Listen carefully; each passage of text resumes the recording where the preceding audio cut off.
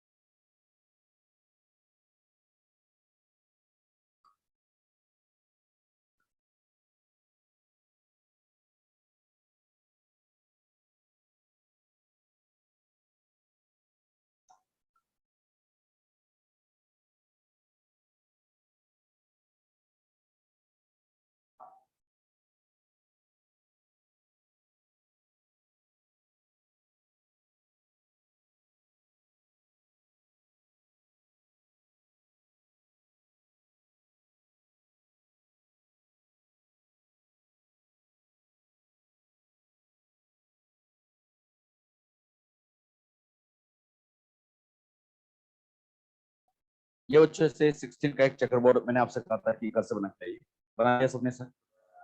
जब ये चेकरबोर्ड आप लोगों ने बनाया होगा तो इस चेकरबोर्ड में बताइए, कैपिटल आर है, राउंड बनेगा या विंकल? कैपिटल वाई से, तो बताइए क्या ये राउंड येलो बनेगा? ये राउंड येलो। इस राउंड येलो को मैं एक स्टार से रिप्रेजेंट कर देता हूँ। बताओ ये कौन सा राउंड येलो? ये वाला। आर से राउंड, वाई से येलो, क्या राउंड येलो होगा? ऐसे ये जितने भी मैंने ब्लू कलर से बना रखे, ये सारे के सारे ब्लू कलर वाले राउंड येलो। अब आप इनको काउंट करोगे तो total round yellow 1 2 3 4 5 6 7 8 9। Total round yellow कितने मिल गए बच्चों? 9। कितने में से? 16। 16 में से क्या ये 9 मिले हैं? अगर इन 9 को हम अरेंज भी करें तो आप देखोगे कि यहाँ पर एक सिस्टमेटिकली एक ऐसा ट्राइंगल बनता हुआ दिखेगा। इस ट्राइंगल पे आपको जितने भी दिख रहे हैं सारे के सारे राउंड येलो, तो ये पूरे के पूरे राउंड येलो मिल जाते हैं। इसी तरह से यहाँ बच्चों ये कैपिटल आर है, कैपिटल आर की वजह से तो बनेगा राउंड, और स्मॉल वाई की वजह से बनेगा ग्रीन, तो ये बन जाएगा राउंड ग्रीन। बताओ इसको मैं एक सर्कल से बताता हूँ, ये कौन सा है? Round green. और ये भी बताओ टोटल राउंड ग्रीन कितने हैं? 3। तो 3 यहां पर मिल जाते हैं round green. In round green को अरेंज करें तो यहां पर इनका भी एक इस तरह का ट्राइंगल बनता है। इसी तरह से ये स्मॉल आर, ये तो बनेगा व्रिंकल्ड, और कैपिटल वाई से बनेगा येलो। व्रिंकल्ड येलो को मैं एक डॉट से बता देता हूं, तो ये डॉट वाले जितने भी हैं सारे व्रिंकल्ड येलो। बताओ व्रिंकल्ड येलो की नंबर 3, तो इनके नंबर यहां पर आ जाती है 3। और ये लास्ट में व्रिंकल्ड और ग्रीन जो होगा ये अकेला यहां पर 1 होगा। अब बच्चों यहाँ का फिनोटाइपिक रेशियो आपके सामने आ चुका है, बताओ क्या है? 9:3:3:1। तो 9:3:3:1 ये बच्चों यहाँ का फिनोटाइपिक रेशियो। ये फिनोटाइपिक रेशियो मैंने आपसे कहा था घर से लिख के लाइएगा, बना लिया था सबने? तो बताओ फिनोटाइपिक रेशियो क्या आया? 9:3:3:1। इस फिनोटाइपिक रेशियो को लिखने का एक तरीका और समझते हैं। इसे बच्चों आप लोग ऐसे लिखिए, जैसे ये राउंड है तो इस राउंड के लिए मैं यहां पर लिख लेता हूं कैपिटल आर डैश। अब बात आती है डैश क्या इंडिकेट करता है। डैश का मतलब ये हो सकता है कि ये कैपिटल आर भी हो सकता है और स्मॉल आर। जैसे ऐसे समझो, ये आर और ये डैश, तो यहाँ कैपिटल आर भी हो सकता है और यहाँ स्मॉल आर भी हो सकता है। अच्छा कैपिटल आर है तब भी क्या ये राउंड बनेगा? स्मॉल आर है तब भी ये? तो बताइए राउंड को लिखने का तरीका हो गया आर डैश। येलो के लिए आप बोलो, वाई डैश। अब आप बताना ये डैश क्या इंडिकेट कर रहा है? कैपिटल वाई भी हो सकता है और स्मॉल वाई भी हो सकता है, सीधी सी बात है। क्या राउंड डोमिनेंट है? अरे राउंड डोमिनेंट है। येलो कैसा है? क्या दोनों डोमिनेंट डोमिनेंट साथ है? तो टोटल फिनोटाइप कितने मिले? 9। दोनों डोमिनेंट साथ हो तो फिनोटाइप यहां पर मिलेगा 9। अब आप बताना राउंड डोमिनेंट रिसेसिव और ग्रीन एक डोमिनेंट एक रिसेसिव कितना मिला? अच्छा व्रिंकल्ड येलो एक रिसेसिव एक डोमिनेंट कितना मिला? और ये दोनों रिसेसिव तो 1। सीधी सी बात है, दोनों डोमिनेंट तो 9, एक डोमिनेंट एक रिसेसिव एक डोमिनेंट और दोनों रिसेसिव हो तो 1, तो ये यहां 1 मिल जाएगा। अच्छा इसमें से राउंड और ग्रीन को अगर मुझे लिखना है तो राउंड के लिए तो मैं आर डैश लिखूंगा, ग्रीन के लिए स्मॉल वाई। क्या डैश लगा दूं? अगर हम डैश लगा देंगे तो गड़बड़ हो जाएगी, क्योंकि अगर डैश में कैपिटल वाई आ गया तब तो ये येलो बन जाएगा। तो इसीलिए जो रिसेसिव वाला होता है उसको बच्चों पूरा ही लिखे, मतलब यहां पर हम स्मॉल वाई पूरा ही पुट करें। इसी तरह से बच्चों ब्रिंकल के लिए बोलो स्मॉल आर येलो के लिए कैपिटल वाई डैश, और ब्रिंकल ग्रीन के लिए small R small Y small R. तो इस तरह से इनके यहां पर जीनोटाइप लिखे जाते हैं। ये जीनोटाइप हमने कैसे लिखे समझ गए सब अच्छे से? एक बात और मुझे बताइए, राउंड येलो सभी बच्चे बताना, क्या पेरेंट के पास था? पेरेंट के पास दो दो ट्रेड थे, एक तो था राउंड येलो, दूसरे के पास ब्रिंकल ग्रीन। तो बताइए ये राउंड येलो सभी बताइए क्या पेरेंटल है? बताओ ब्रिंकल ग्रीन। तो आप लोग ही बताओ टोटल पेरेंटल कितने? हाँ ये याद रखना, डाई हैबिट क्रॉस में पेरेंटल की नंबर टोटल 10 होती है। अच्छा राउंड ग्रीन ये पेरेंट के पास नहीं था, इसका मतलब ये बन गया न्यू या रिकॉम्बिनेंट, और ये भी बन गया न्यू। बताइए टोटल न्यू कितने बने? 6। अब क्वेश्चन आता है इन नए बनने के पीछे रीजन क्या?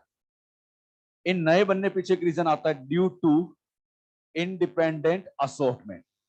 इंडिपेंडेंट असॉर्टमेंट की वजह से भी कुछ वेरिएशन आती है, तो ये इंडिपेंडेंट असॉर्टमेंट की वजह से ही नए का फॉर्मेशन होता है।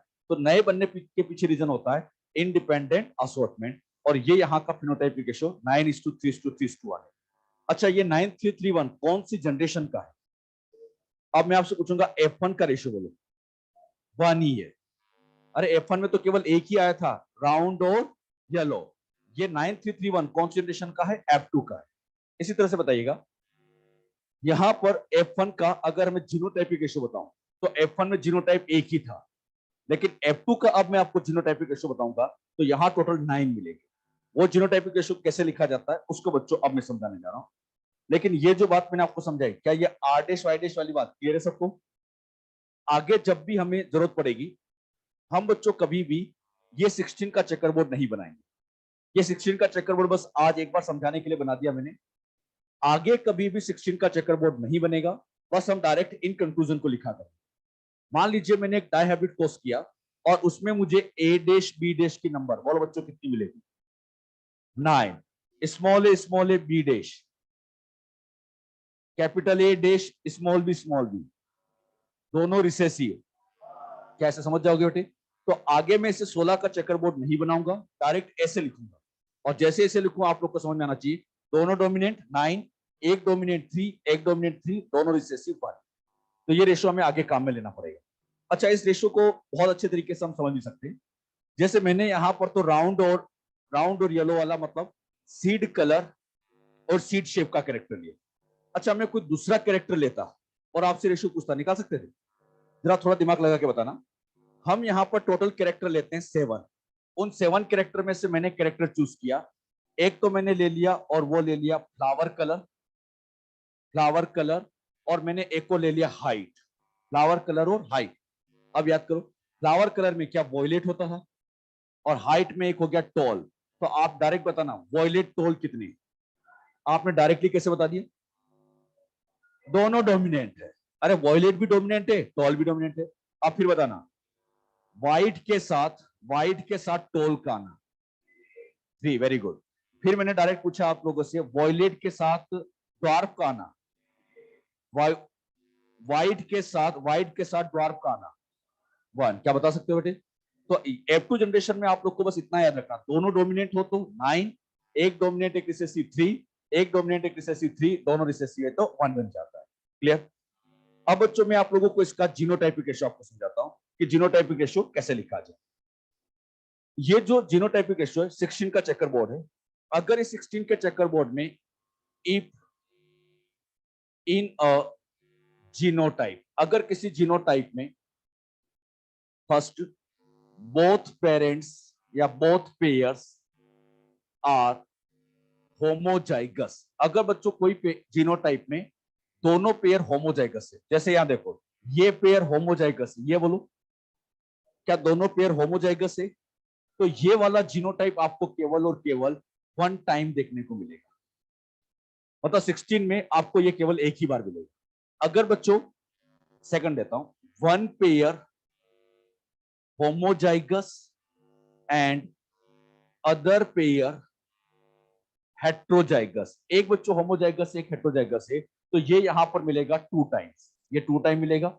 और अगर बोथ पेयर्स, दोनों के दोनों पेयर्स आर हेट्रोजाइगस, अगर दोनों के दोनों हेट्रोजाइगस है तो ये यहां पर मिलेगा फोर टाइम्स। अब इसका क्या मतलब है समझने की कोशिश करिएगा। मैंने एक जीनोटाइप आपके सामने लिखा आर आर वाई वाई, सभी बच्चे बताना ये पेयर होमो हेट्रो, ये दोनों होमो है तो कितनी बार? One time. इस पूरे चेकरबोर्ड में आप देखोगे तो ये जीनोटाइप आपको बस एक ही बार दिखा, यही वाला जीनोटाइप। ऐसे दोनों पेयर होमो वो भी जगह मिल सकते हैं, लेकिन पर्टिकुलर यही जीनोटाइप कितनी बार होगा? एक ही बार होगा। अरे बात समझ में? अब मैंने ऐसे लिखा R R Y small Y, बताओ पहला पेयर, अगला एक होमो एक हेट्रो, कितनी बार? चाहे तो इस चेकरबोर्ड में आप चेक करो, ये जीनोटाइप आपको दो बार दिखेगा। जैसे आप यहां पर देखिएगा, यहां पर ये जीनोटाइप आपको दिख रहा है और यहां पर भी दिख रहा है, एक होमो एक हेट्रो, एक होमो एक हेट्रो, कितनी बार दिख रहा है? दो बार। और यही का यही जीनोटाइप सेम यहां दो बार। अच्छा, मैंने यहां लिया R small R Y small R, बताइए बच्चों दोनों पेयर कैसे हेट्रोजाइगस, कितनी बार? क्या ये जीनोटाइप आपको चार बार दिख रहा है? देखने की कोशिश करो, पहली बार, दूसरी बार, तीसरी बार, चौथी बार। अरे यही तो सेम जीनोटाइप है, दोनों पेयर हेट्रोजाइगस है तो चार बार। कौन सा जीनोटाइप कितनी बार है, क्या कुछ समझ में आ रहा है? एक बार मैं फिर पूछता हूं, small R capital Y small Y कितनी बार? अच्छे से बोलो। एक होमो एक हेट्रो, कितनी बार? दो बार। कैपिटल आर स्मॉल वाई, बोलो बोलो। ये भी होमो और ये भी होमो, कितनी बार? एक बार। अरे कुछ समझ में आ रहा है? अब बच्चों मैं आप लोगों के सामने यहां पर जीनोटाइप रेशियो आपको समझाता हूं कैसे लिखा जाए।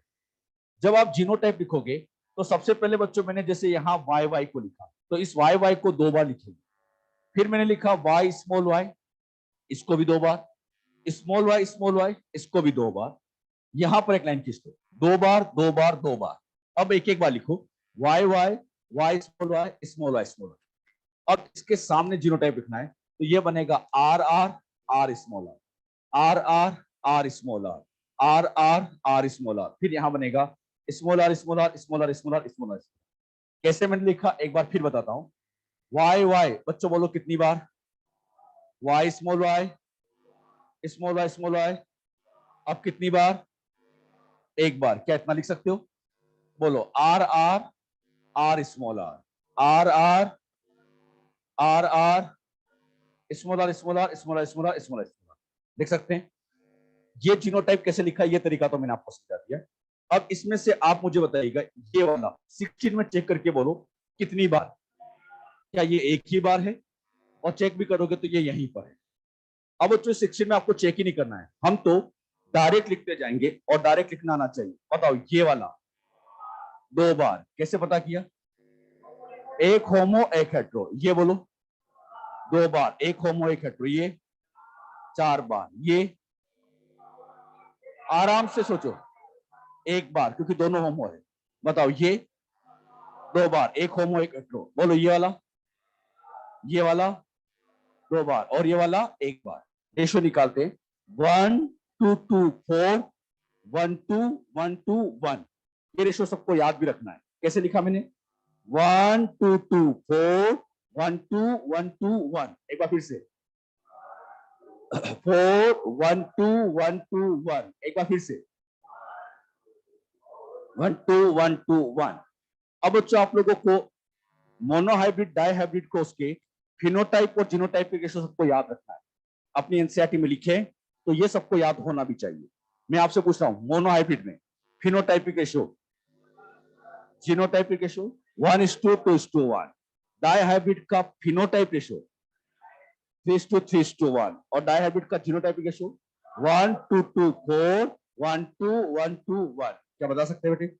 तो ये फिनोटाइप जीनोटाइपिक रेशियो मोनोहाइब्रिड में भी याद रखना है और डायहाइब्रिड का भी याद रखना है, दोनों ही हमारे लिए इंपॉर्टेंट।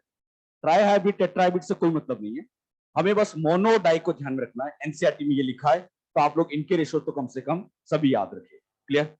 अब बच्चों इस चेकर बोर्ड को मैं यहाँ पर ऐसे सिंपल ऐसे बता सकता हूँ। इस चेकर बोर्ड को समझाने के लिए एक बात आप जरा ध्यान से नोटिस करिएगा, ये जो दोनों पेयर होमोजाइगस है, कितनी बार वाले? एक, ये एक, ये एक, ये एक, कितनी बार है? 4। ये दोनों पेयर होमोजाइगस वाले आप ध्यान से देखोगे तो एक एक एक एक इस डायगोनल पे बैठे। जैसे यहां देखो, दोनों पेयर कैसे? दोनों पेयर, दोनों पेयर, दोनों पेयर, मतलब जो एक एक बार वाला है ना, वो इस डायगोनल पे। अब यहां देखना, यहां पे बच्चों जो बैठा है, यहां बैठा है, यहां बैठा है, यहां बैठा है, ये वो 4 बार वाला है। ये बच्चों यहां पर जो है ना, ये 4 टाइम्स वाला है, चाहे तो देख भी लो। अच्छा, 4 टाइम्स वाला कौन सा होता है? जो दोनों के लिए, क्या ये दोनों के लिए हेट्रो है? हेट्रो है, हेट्रो हेट्रो, तो ये 4 वाला है। सीधी सी बात है। बताओ, इस लाइन पर 1, इस लाइन पर, अब बाकी बच्चे जगह पर दो दो वाले, और वो भी सिस्टमेटिक है। जिसका जीनोटाइप यहां है, इसका जीनोटाइप ये भी है, दोनों सेम है, ये दोनों सेम, चाहे तो देख भी लो। जो जीनोटाइप यहां है वो यहां भी है। अच्छा, यहां का जीनोटाइप और यहां का जीनोटाइप ये सेम है।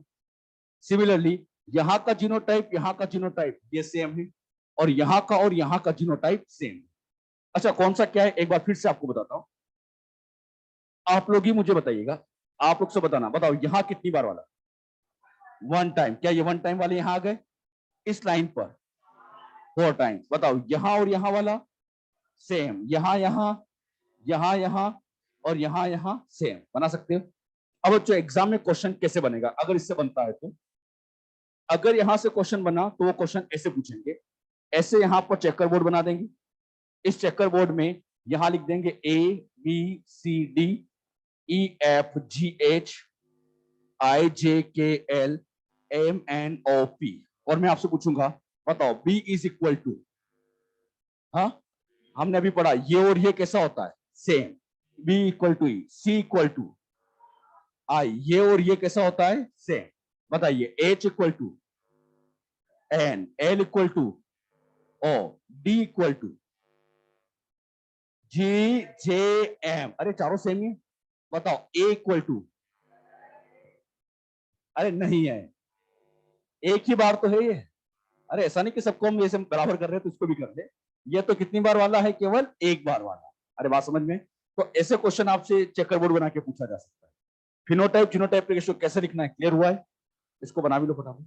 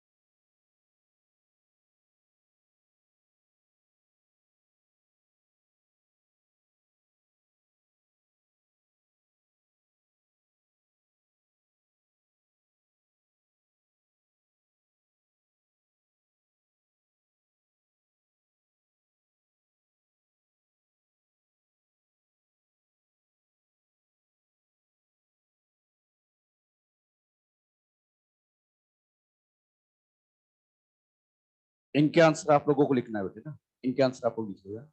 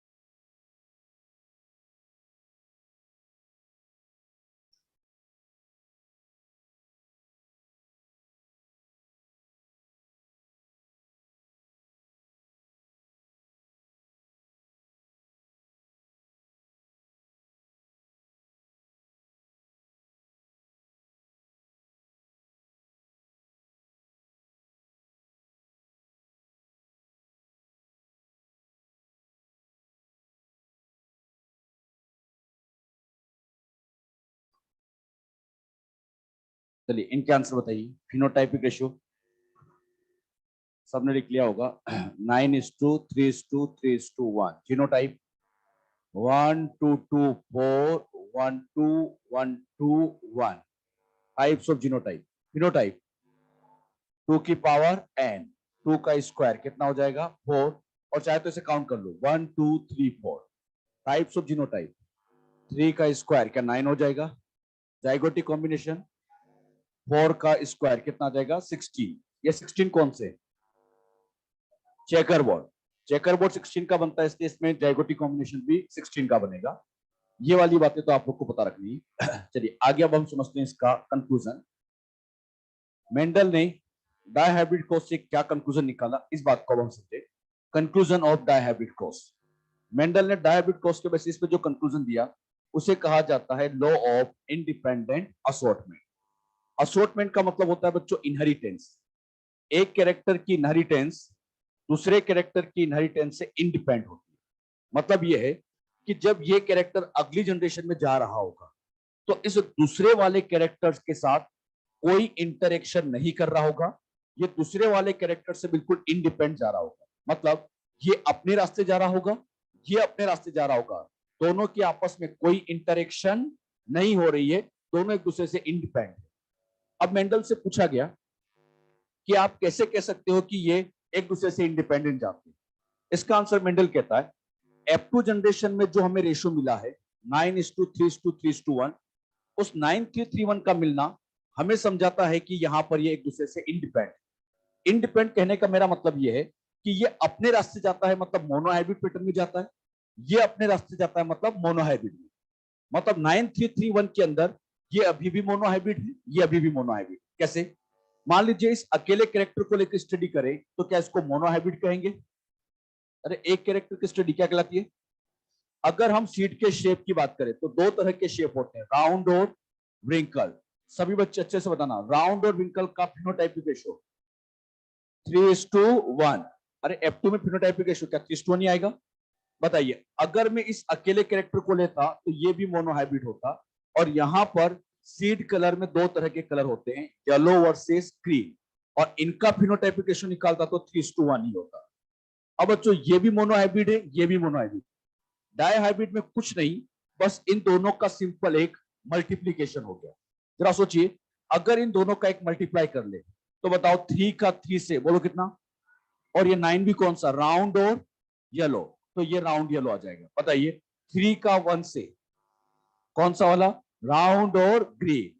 इस 1 का 3 से ब्रिंकल्ड और येलो, इस 1 का 1 से ब्रिंकल्ड और ग्रीन। क्या बना सकते हो बेटे, अरे यही तो 9:3:3:1 है। तो बताओ 9331 रेशियो कैसे आया? क्या दोनों का बस सिंपल एक मल्टीप्लाई हो गया? अच्छा, इसके अंदर इस 9331 के अंदर सोच समझ के आंसर बताना। आप लोग ही बताइए, राउंड वर्सेस रिंकल का रेशियो निकालें।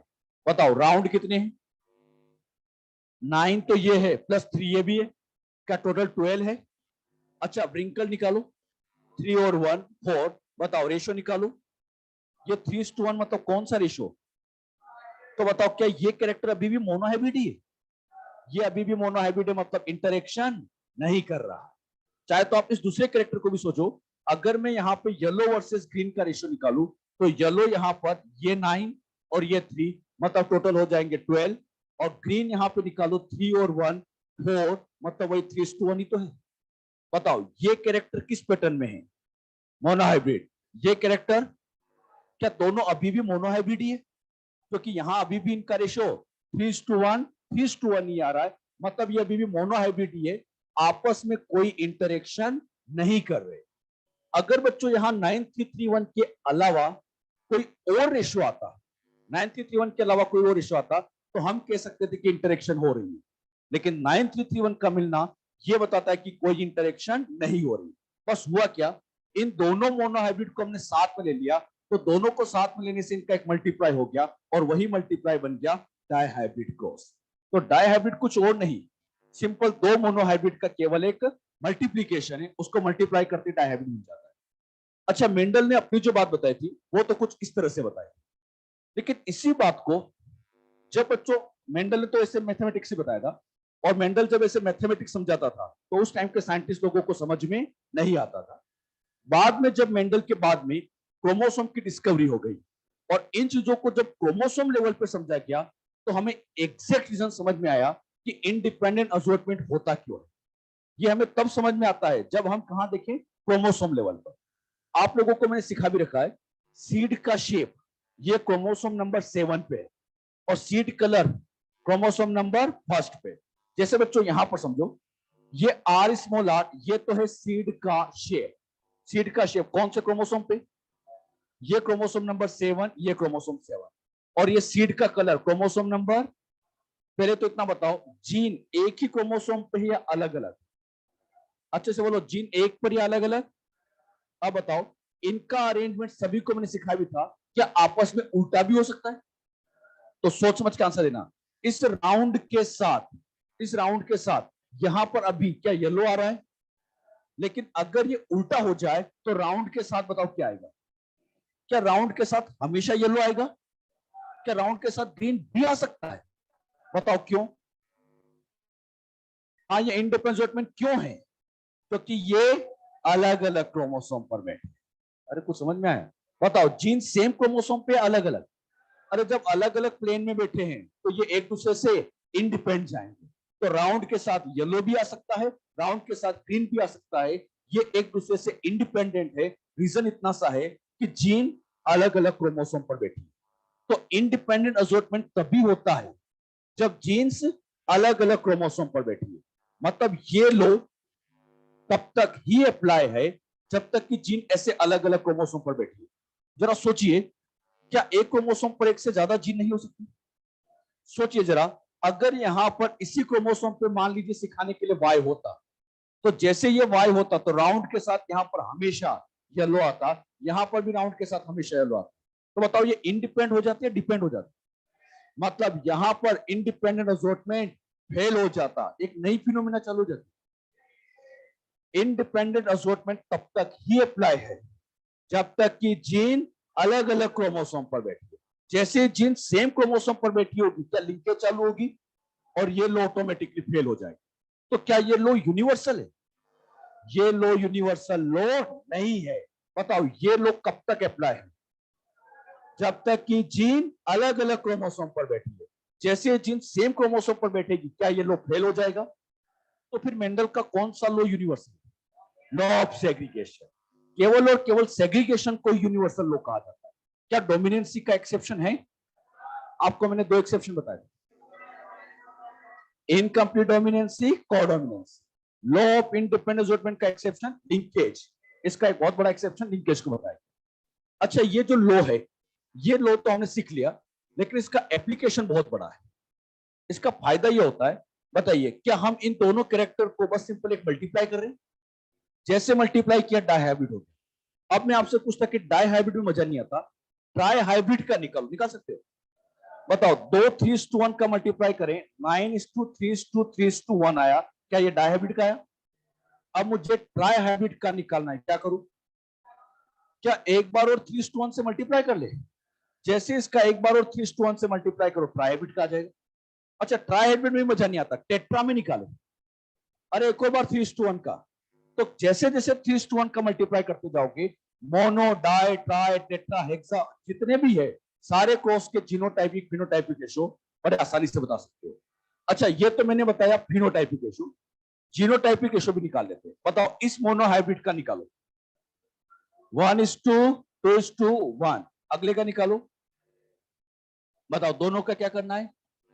मल्टीप्लाई। अब मल्टीप्लाई करके देखते हैं, 1 का इस पूरे मल्टीप्लाई, 1:2:1, 2 का इसमें बोलो 2:4:2। बताओ इस 1 का, और देखा जाए तो ये वही रेशियो है, 1:2:2:4, 1:2:1:2:1। अरे वही तो है, बस आगे पीछे हो गया, है तो वही रेशियो। अगर बच्चों कभी आप जीनोटाइपिक रेशियो भूल भी जाओ तो याद रखना बहुत आसान है। कैसे सोल्व करोगे? बस 1:1 का 1:1 से मल्टीप्लाई करो, अपने आप आंसर आएगा। तो ऐसा नहीं कि चीजों को हम रटी, बस तरीके से याद रखो। एक मोनो हाइब्रिड का पता है, दूसरे का बस मल्टीप्लाई करो, अपने आप आंसर आएगा। अरे बात समझ में? इवन आप तो और अच्छे तरीके से भी सोच कर सकते हो, जैसे ये तो हो गया आर आर, ये हो गया आर स्मॉल आर, ये हो गया स्मॉल आर, ये हो गया वाई वाई, ये हो गया वाई स्मॉल वाई, ये स्मॉल आर। बताओ इन दोनों का मल्टीप्लाई कर रहे हैं तो ये क्या है? आर आर वाई वाई, इसका इससे मल्टीप्लाई हुआ R R Y small I. अरे पूरे को निकाल सकते हो। तो वो जो 9 जीनोटाइपिक रेशियो किसी का भी निकालना हो, बड़े आसानी से आप आंसर दे सकते हो। समझ गए सब अच्छे से? अच्छा, ये लोग कब तक अप्लाई है? जब तक कि जीन अलग अलग क्रोमोसोम पे। क्या ये लोग फेल हो सकता है? कब? लिंकेज आते ही जीन सेम क्रोमोसोम पर बैठी होगी, ये लोग फेल हो जाएगा। तो लिखो इसमें बना, law of independent assortment.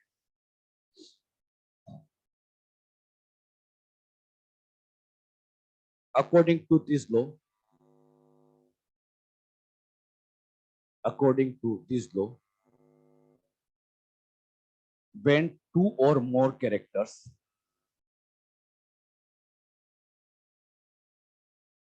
when two or more characters inherited when two or more characters inherited simultaneously two or more characters inherited simultaneously, then inheritance of one character then inheritance of one character is independent from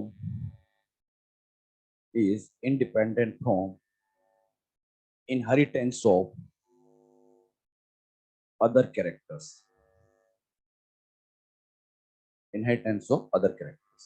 and and one character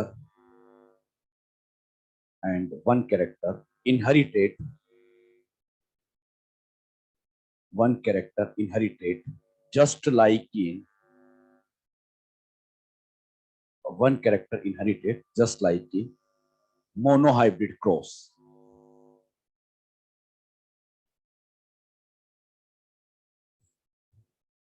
One character inherited just like in monohybrid cross. अगर देखिए, this law is not universal.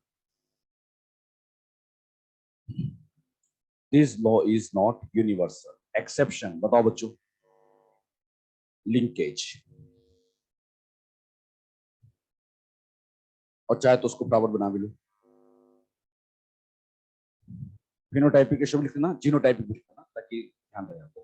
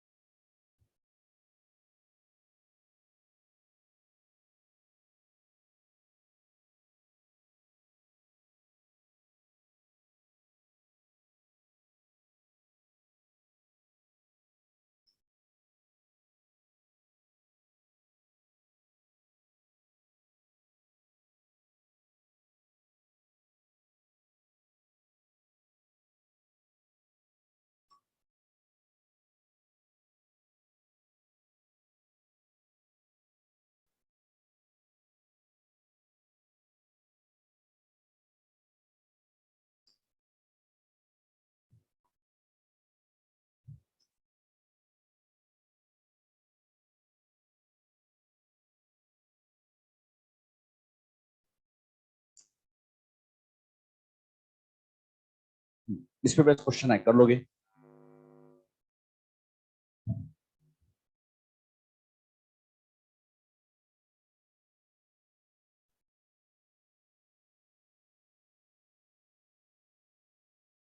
लिखिए question.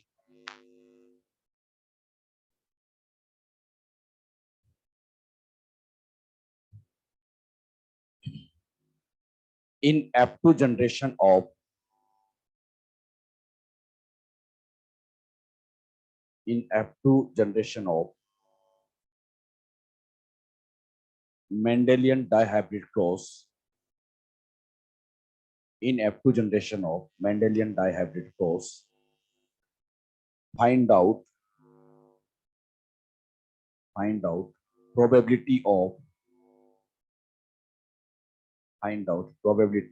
offspring, find out probability of offspring which have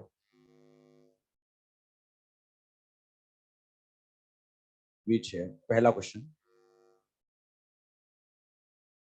homozygous for या homozygosity for both characters,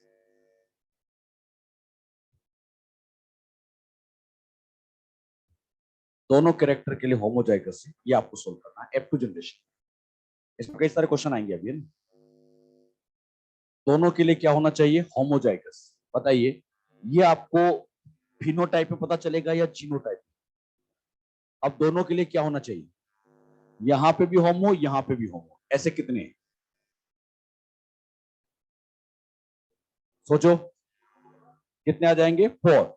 अरे दोनों के लिए होमो होना चाहिए, एक तो ये, दोनों के लिए होमो ये, दोनों के लिए होमो ये, दोनों के लिए होमो ये, मतलब ये 1 वाले। बताओ टोटल कितने हो गए? 4 आउट ऑफ कितने में से? 16।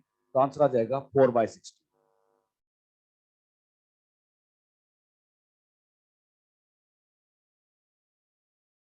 सेकंड लिखो,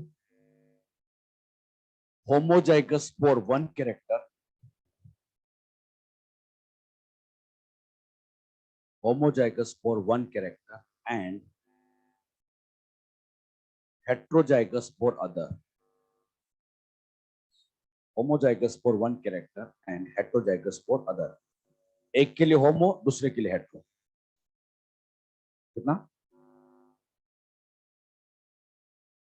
एक के लिए होमो, एक के लिए हेट्रो। सोच पा रहे हो भाई? एक के लिए होमो, एक के लिए हेट्रो, कितने वाले? 2 वाले। अब ये 2 वाले गिन लो, टोटल 4 6 8, तो टोटल हो जाएंगे 8/16। अरे एक के लिए होमो, एक के लिए हेट्रो, 2 वाली तुम्हें बात समझ में? थर्ड लिखो, heterozygous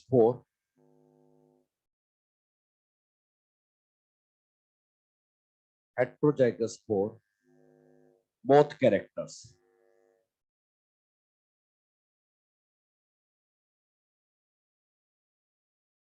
दोनों ही कैरेक्टर के लिए हेट्रोजाइगस होना चाहिए। क्या आंसर आएगा? अब यहाँ पे दोनों के लिए हेट्रोजाइगस मतलब 4, तो 4/16। 4 phenotype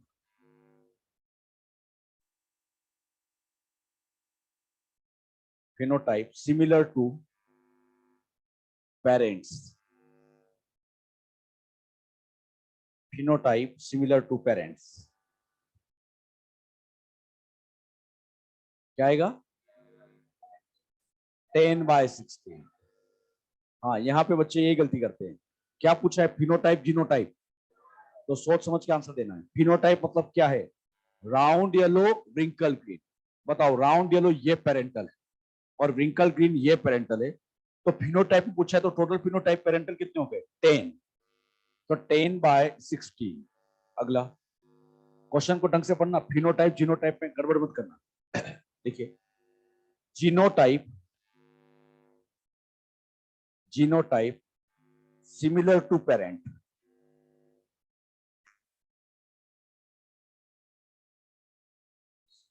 genotype similar to parent, कितना आएगा? 2/16। इस बार बच्चों जीनोटाइप कहा है, तो ये जीनोटाइप पेरेंटल है ये पेरेंटल है और ये वाला भी पेरेंटल है, तो ये पेरेंटल टोटल कितने हो जाएंगे? 2/16। अगला लिखो।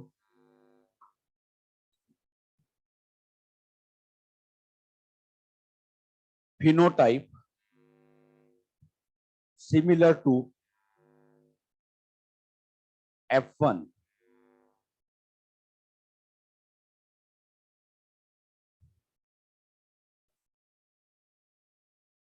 Phenotype similar to F1। बताओ F1 का फिनोटाइप क्या था? Round yellow. राउंड येलो ये है बच्चों, तो ये तो हो गया 9/60। Genotype genotype similar to F1।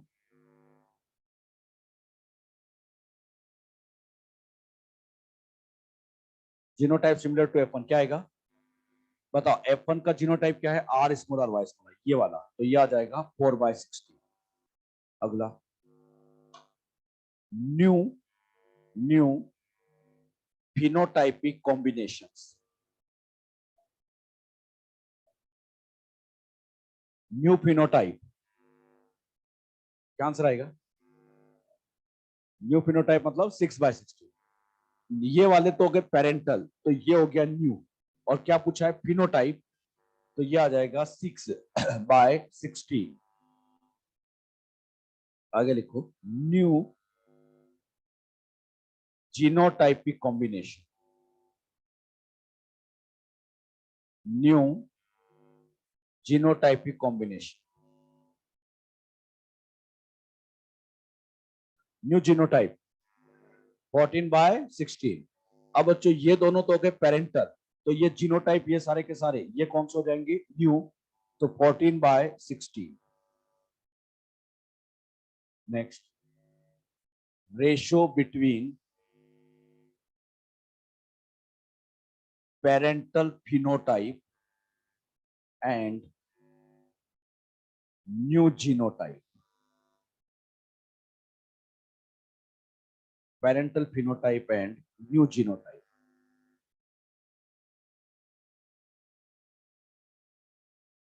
Parental phenotype बोलो बच्चों कितने?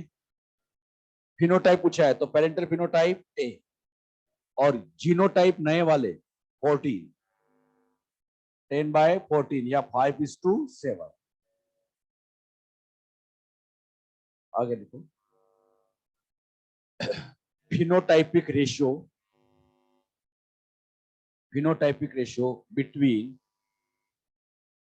recombinants।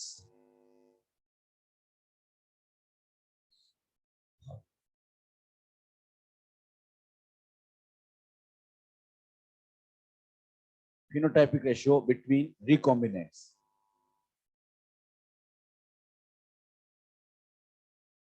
जो रिकॉम्बिनेंट मतलब नए नए जो फिनोटाइप बने उनका रेशियो क्या आएगा? 1:1। अच्छा ये वाला बताइए क्या रिकॉम्बिनेंट है? ये वाला रिकॉम्बिनेंट है, तो रिकॉम्बिनेंट वर्सेस रिकॉम्बिनेंट पूछा है। रिकॉम्बिनेंट वर्सेस रिकॉम्बिनेंट, तो ये 3 है, ये 3 है, तो 1:1। समझ गए? ऐसे बच्चों घुमा फिरा के यहाँ पर कई क्वेश्चन बनाए जा सकते। तो ये कैसे कैसे क्वेश्चन बनना है, बस ये पता होना चाहिए आपको। तो अगर ये इंफॉर्मेशन पता है तब तो आप बड़े आसानी से किसी का भी आंसर दे सकते हो, कोई बड़ी बात नहीं। क्लियर? अब बच्चों यहाँ पर मैं दो प्लांट दूं, डायहाइब्रिड क्रॉस दूं, और उनका क्रॉस करा के अगली जनरेशन में कुछ निकाल सकते हो। एक क्वेश्चन लिखो। Genotype of a plant is genotype of a plant is D small d E small e, D small d E small e. This plant is crossed with this plant is crossed with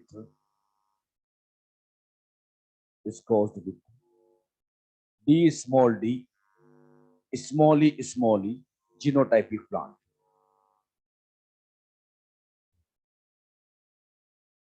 D small e genotypic plant. and find out probability of offspring, find out probability of offspring which have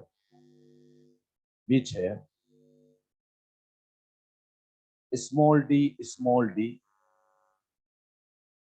capital E, small e, and d, small e, genotype respectively.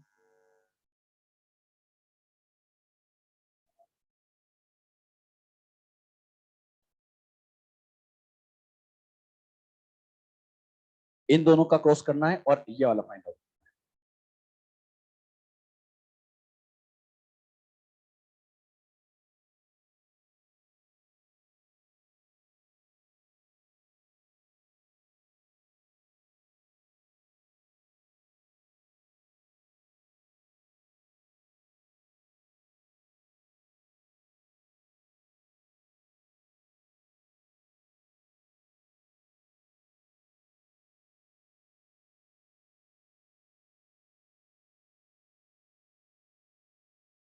1/8 और 2/8,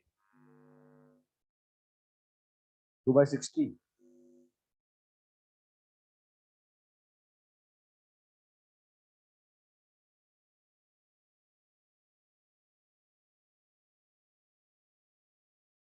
2/8।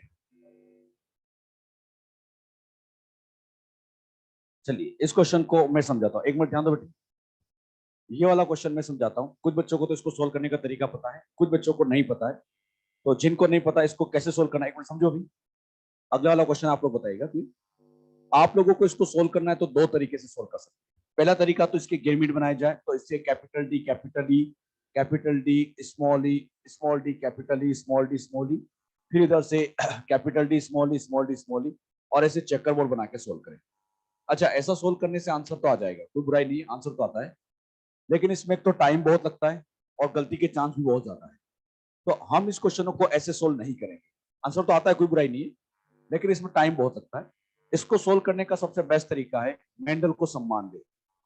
Mendel को सम्मान देने से मेरी बात इतनी सी है, Mendel ने हमें एक बहुत अच्छी बात सिखाई, इस कैरेक्टर की इनहेरिटेंस इस कैरेक्टर के ऊपर डिपेंड इंडिपेंड, तो क्यों ना इंडिपेंड कर दे, मतलब इनको अलग अलग क्रॉस कर दे। यहां से इस डी स्मॉल डी को अलग क्रॉस करा ले और इधर से ई स्मॉल ई का अलग क्रॉस करा ले। मतलब यहां से डी स्मॉल डी का डी स्मॉल डी से अलग, इधर से ई स्मॉल ई का स्मॉल ई से अलग क्रॉस करा ले। अच्छा, मैंने इनको अलग अलग क्यों कर दिया? इंडिपेंडेंट है। अब बच्चों यहां पर दोनों तरफ हेट्रोजाइगस है, फटाफट बताओ कितने का चेकर बोर्ड? अब ये फटाफट बनाना आना चाहिए, D D D small D, D small d, small d, small D. इसमें तो टाइम लगना ही नहीं चाहिए। अच्छा, यहां से दो का चेकर बोर्ड नहीं आता तो गैमिट बना लो, ई स्मॉल ई, इधर से स्मॉल ई, सोल्व करके देखोगे तो ई small e, small e, small ई। इतना तो मेरे ख्याल से सभी कर सकते हैं, कोई बड़ी बात नहीं। अब इसके बाद क्वेश्चन में कोई दम ही नहीं बचा। इस क्वेश्चन में आपसे पूछा है small d capital E small. बताओ स्मॉल डी कितना दिख रहा है? बोलो बोलो बोलो, 1। कितने में से? 4 में से, तो ये बन गया 1/4। ई स्मॉल ई दिख रहा है 1, कितने में से? 2 में से, तो 1/2, आंसर इज 1/8। समझ गए? अच्छा, इसको सोल्व करें, डी स्मॉल डी बताओ कितने बन रहे हैं? 2 आउट ऑफ 4 इंटू स्मॉल ई बन रहा है 1 आउट ऑफ 2, सोल्व करोगे तो आंसर आ गया 2/8। तो 1/8, 2/8 ये आंसर। अब बच्चों ऐसे सोल्व नहीं करना, इसमें क्या टाइम बहुत लगता है। और अगले वाले क्वेश्चन में तो हो सकता है मैं 2-3 जीनोटाइप और यहां लिख दूं, 2-3 और यहां लिख दूं, तो क्वेश्चन और बड़ा हो जाएगा। तो आप लोग ऐसे मेंडल को सम्मान देते हो सोल्व करो, कितना ही भारी भरकम क्वेश्चन है, बड़े आसानी से आप आंसर दे सकते।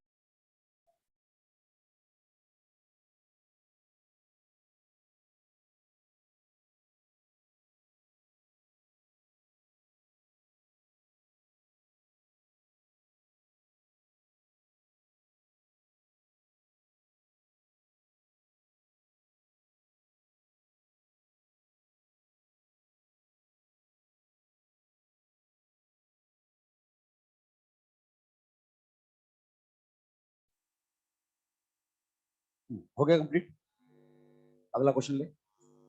अब अगले वाले क्वेश्चन का आंसर सबका आना चाहिए। अगला वाला क्वेश्चन सबका आंसर आना चाहिए और इसी तरह से अलग अलग सोल्व करेंगे। देखिए question, genotype of a plant is genotype of a plant is A small a, B small b, capital D capital D. This plant cross with small a, capital B small b, T small d, genotype is plant. T small d, genotype is plant. And produce 320 offspring. Find out number of offspring. Find out number of offspring which have following genotype.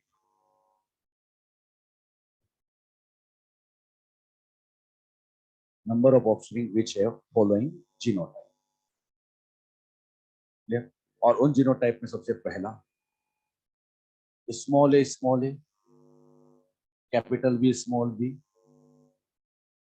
Capital D capital D. दूसरा capital A, small b, capital D small D. और तीसरा small ए, B small B, small d small D.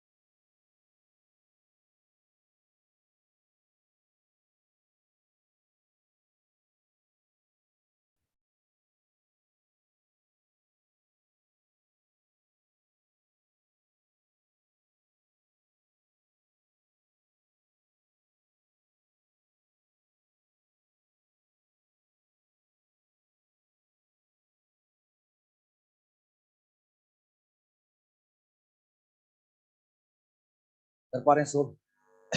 सबका answer आना चाहिए last में भी।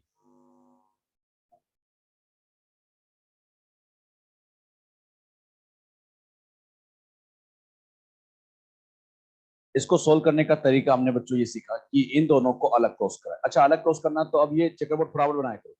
इधर से ए स्मॉल ए, उधर से स्मॉल ए अरेंज करके देखा तो ये बन गया capital A small A small A small.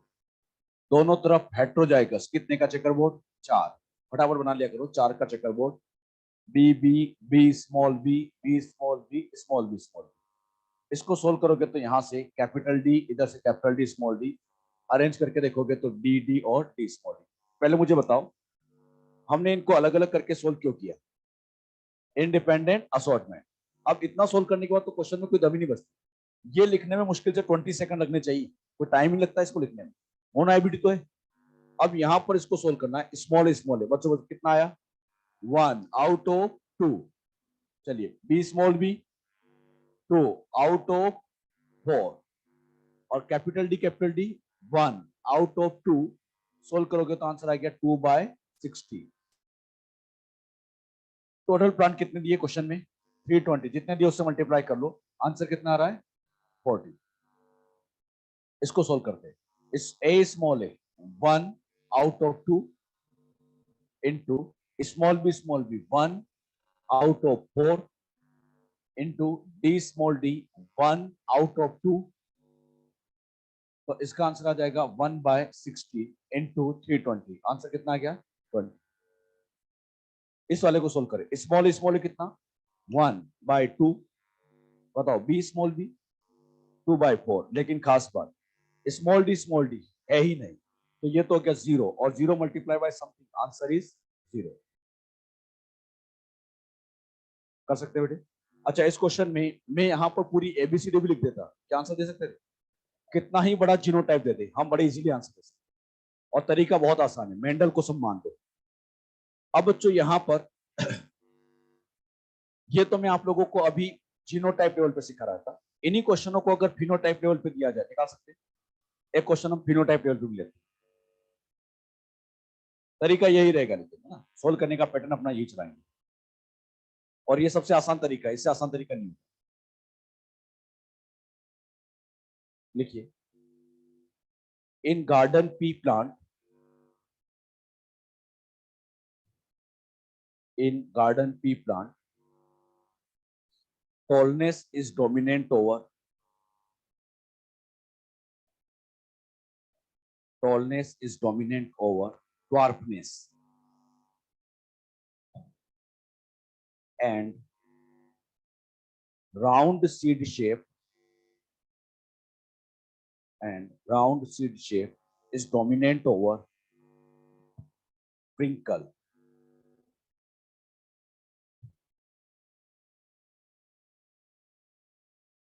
Genotype of a plant is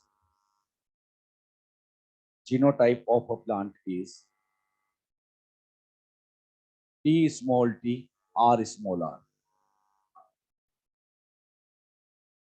T small t r small r. This plant grows with T small t small r small r. T small t small r small r. Genotypic plant.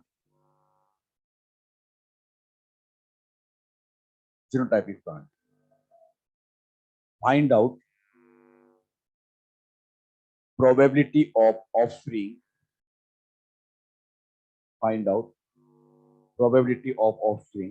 Which have following condition. पहला, tallness with round seed shape. दूसरा, pure tall with wrinkle seed shape.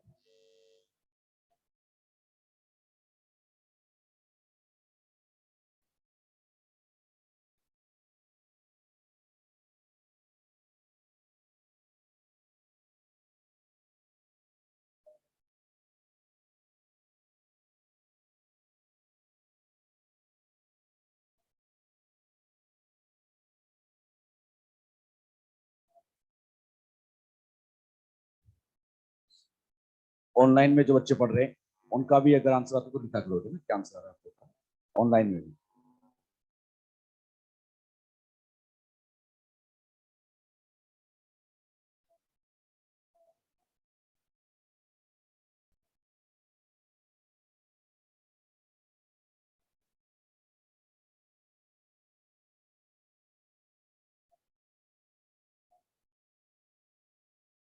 आगे answer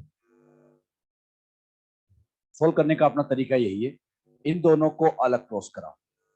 जब इन दोनों का आपने यहाँ पे अलग क्रॉस किया होगा तो यहाँ से चेकरबोर्ड बन गया होगा 4 का। इस 4 के चेकरबोर्ड में ये T T T small T T small T small T small T. आप सभी बच्चे जानते हैं ये प्लांट तो बन गया टॉल। बताओ ये वाला टॉल और ये वाला टॉल और ये द्वार। इन दोनों का क्रॉस कराएंगे तो यहाँ पर बनेगा आर स्मॉल आर, इधर से स्मॉल आर। अरेंज करके देखिए तो आर स्मॉलर स्मॉलर स्मॉलर, ये बन जाएगा राउंड और ये बन जाएगा ब्रिंकल। अब जो क्वेश्चन में कहा गया फटाफट सोल्व करते जाओ। टॉलनेस के साथ राउंड आना चाहिए। बताओ टोल कितने हैं? 3, तो 3/4 और राउंड कितने हैं? 1 आउट ऑफ 2, तो 1/2। Answer is 3/8। ये आंसर आ रहा है। प्योर टोल बोलो। हाँ, ये प्योर टोल तो यही है। अरे ये तो इम्प्योर हो गए। तो प्योर टोल हो गया 1/4 इंटू ब्रिंकल्ड कितना है? 1 आउट ऑफ 2। Answer is 1/8।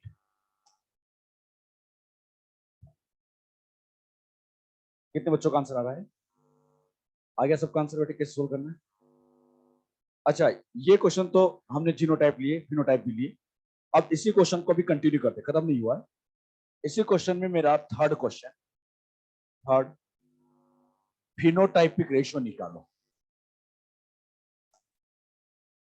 जो ये कोर्स आपने किया है इसका फिनोटाइपिक रेशियो क्या आएगा वो सोल्व करो। फिनोटाइपिक रेशियो निकालने की हिंट दे देता हूं। इसका फिनोटाइप अलग लिखो, इसका फिनोटाइप अलग लिखो and multiply, solve.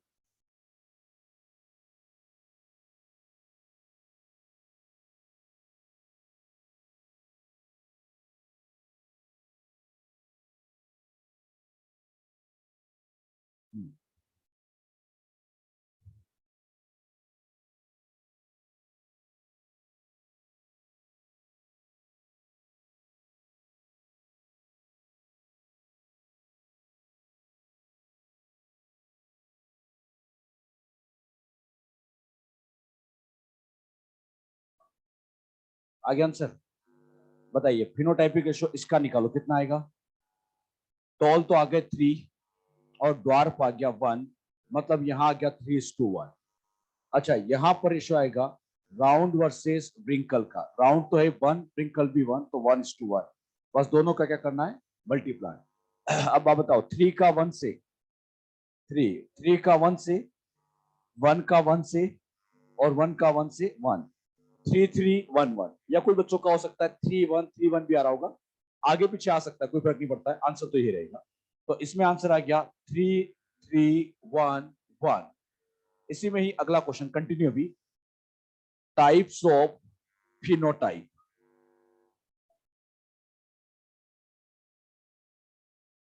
Types of phenotype बोलो बच्चों। हाँ, क्या 4 टाइप के बनेंगे? कैसे सोल्व किया? अब बस सिंपल ऐसे काउंट कर लो, 1 2 3 4। अच्छा, फिनोटाइप का फॉर्मूला 2n याद है कुछ? लेकिन वो अप्लाई नहीं होगा। फॉर्मूले बच्चे तब अप्लाई होते हैं जब सेल्फिंग हो, और यहां तो सेल्फिंग हो ही नहीं रही है। यहाँ आर स्मॉल आ रहे, यहाँ स्मॉल आ रहे, तो सेल्फिंग अप्लाई नहीं हो रही है। तो ध्यान रखना। इनको सोल्व करने का तरीका एक बार फिर बताता हूँ। यहाँ फिनोटाइप टोटल 4 आए, कैसे काउंट किया? 1 2 3 4, आंसर 4। बात समझ में? इसी में ही नेक्स्ट क्वेश्चन, जीनोटाइपिक रेशियो निकालो।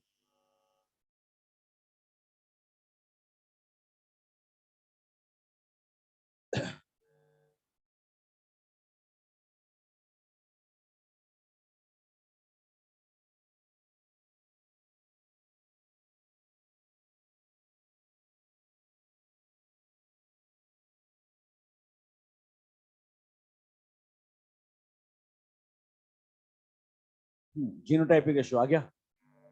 बताइए, इधर का जीनोटाइपिकेशन निकालो। यहां पर इसका अलग से सोल्व करो, कितना आया? 1:2:1, T T T small T small T small. और इधर से सोल्व करा होगा तो आर स्मॉल आर 1:1। बस दोनों का क्या करना है? मल्टीप्लाई। 1:1 का इस 1 से 1:1, और फिर इस 1:1 का इस 1 से हो तो 1:1 और आंसर आ गया 1:1 1:1। ये आंसर आ रहा है। तो जीनोटाइपिक रेशियो आ जाएगा 1:2:1, 1:2:1। इसी में ही अगला, टाइप्स ऑफ जीनोटाइप। बोलो बच्चों। हाँ, ऐसे सिंपल काउंट कर लो, 1 2 3 4 5 6।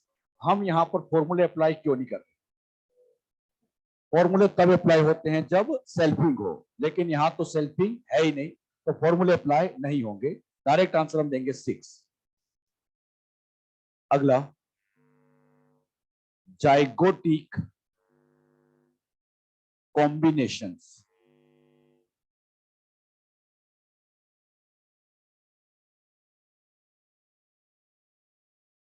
Zygotic combination. आगे आंसर कितना आएगा? 6, हाँ 8 आएगा। बताओ जाइगोटिक कॉम्बिनेशन क्या चीज होती है? Checker board. इधर चेकर बोर्ड कितने का? 4 का। बताओ उधर 2 का। अरे मल्टीप्लाई करो, प्लस नहीं करना है। तो 4 इंटू 2 कितना आ जाएगा? 8। चेकर बोर्ड कैसे? ये 4 का चेकर बोर्ड है, ये 2 का है, बस दोनों का मल्टीप्लाई करना है, तो जाइगोटिक कॉम्बिनेशन भी आ जाएगा। फॉर्मूले अप्लाई क्यों नहीं किए? सेल्फिंग नहीं है।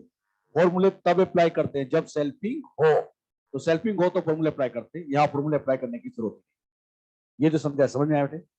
अब कितना ही बड़ा कोर्स हो जाए, मैं यहाँ पर एक जीनोटाइप और दे देता और पूछता फिनोटाइप रेशो निकालो, निकाल लेते।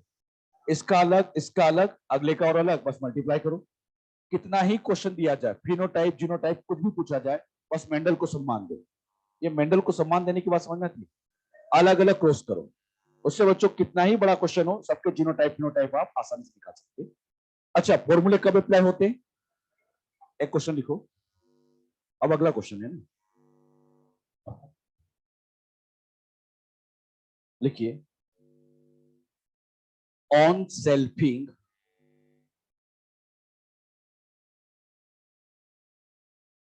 Selfing of genotype capital A, capital B, small D,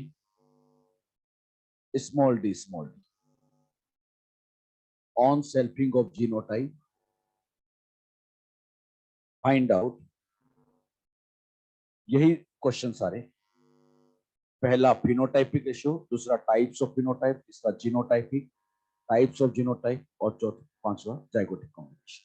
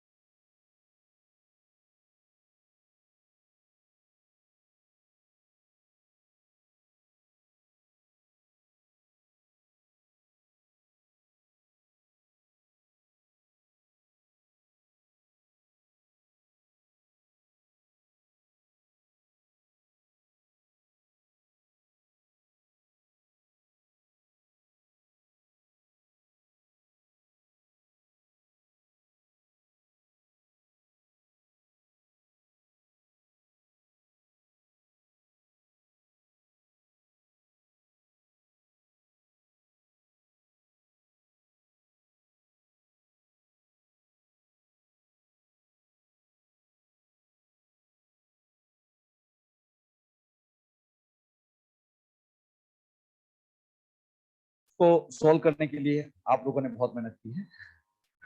इसके लिए आप लोगों ने क्या किया है, जैसे ये है तो ए, बी, डी, डी। इस क्वेश्चन को सोल्व करना बहुत आसान था, आप लोगों ने क्या किया, इधर से इसको फिर अलग लिया, जो मैंने आपको सिखा रखा उसी तरह सोल्व किया। लेकिन एक सिंपल तरीका मैं ये भी बता सकता हूँ, क्या ये सेल्फिंग का केस है, फॉर्मूले अप्लाई होंगे। और एक तरह से देखा जाए, इस वाले में हाइब्रिड कितने हैं, एक ही हाइब्रिड है, तो ये एक तरह का मोनो हाइब्रिड। और अगर ये मोनो हाइब्रिड है तो फिनोटाइपिक रेशियो डायरेक्टली 3:1। अरे इतनी मेहनत ही नहीं करनी थी, है ना, डायरेक्ट क्या आ जाता है 3:1। एक मिनट।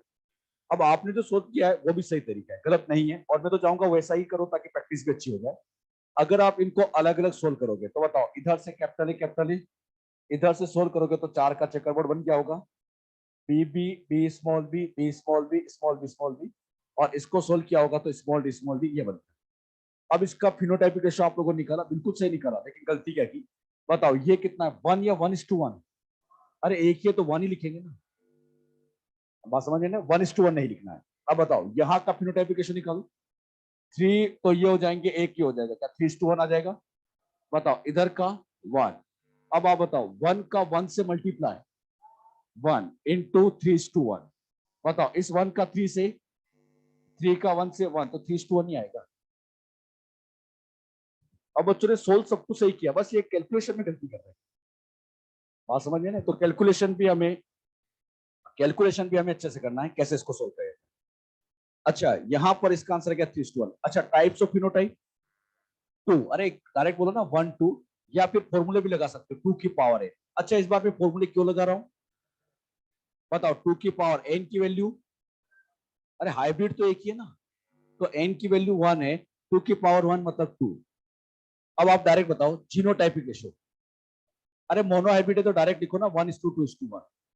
और ऐसे नहीं आता तो सोल्व भी करो, जीनोटाइपिक रेशियो सोल्व करना है। बोलो बच्चों, इसका जीनोटाइप कितना, N2, इसका 1:2:1, और इसका 1, 1 का 1:1 से मल्टीप्लाई, 1:1, फिर इसका 1 से तो 1:1 ही आएगा। अरे 1 का 1 से करो, 1 इंटू 1:1, सोल्व करोगे तो आंसर 1:1 ही है, और डायरेक्ट भी लिख सकते हो। अच्छा अगला बताओ, टाइप्स ऑफ जीनोटाइप, 3 की पावर 1 इज इक्वल टू 3, और डायरेक्ट ऐसे लिख लो 1 2 3। जाइगोटिक कॉम्बिनेशन 4 की पावर 1 इज इक्वल टू 4, चाहे तो सोल्व करो, इधर चेकरबोर्ड 1 का, इधर 4 का, इधर 1 का, तो 4 ही तो आएगा। तो अब मैंने आपको दोनों तरीके समझा दिया, चाहे तो आप डायरेक्ट भी सोल्व कर सकते थे, या आप ऐसे भी सोल्व कर सकते थे। ऐसे भी सोल्व कर रहे हैं, आंसर सबने सब सही लिखा है, बस ये कैलकुलेशन में गलती कर रहे हैं, बात समझ गए। अच्छा इस क्वेश्चन को मैं थोड़ा सा और टिपिकल बनाता हूँ, आपको लिखना नहीं, डायरेक्ट बताना बस मुझे आंसर। मैंने क्या किया, जीनोटाइप लिखा A B small B D small D, और इसकी मैंने यहां पर करा दी सेल्फिंग, और अब मैंने कहा फिनोटाइपिक रेशियो बोलो। अब तो बड़े समझदार हो गए। हाँ। अरे ये कौन सा है, डाई हैबिट, क्या सेल्फिंग का केस है? कुछ नहीं, डायरेक्ट आंसर देंगे 9 3 3 1। इवन इसको ऐसे सोल्व करके भी निकालोगे ना, ऐसे बच्चों सोल्व करके भी निकालोगे तब भी आंसर वही आए। लेकिन ज्यादा बढ़िया है, सेल्फिंग को क्वेश्चन आ गया मतलब समझ जाओ बहुत आसान है, डायरेक्ट आंसर देंगे। बताओ जीनोटाइपिक रेशियो 1:2:4 1:1:1, क्या आंसर दे सकते हैं बच्चों? तो घुमा फिरा के कुछ भी पूछा जाए सबके आंसर हम दे सकते हैं। इसमें क्वेश्चन और है, वो अगली क्लास में लेंगे आज।